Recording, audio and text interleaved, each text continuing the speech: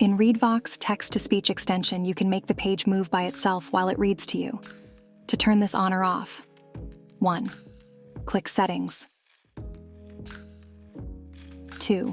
Look for Page Auto Scroll. 3. Switch it on or off. When it's on, the page moves down on its own as it reads. You don't have to touch anything.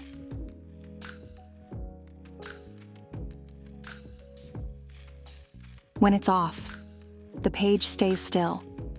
You can move it yourself if you want. Why use it?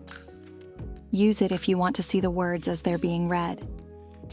Turn it off if you'd rather control the page yourself.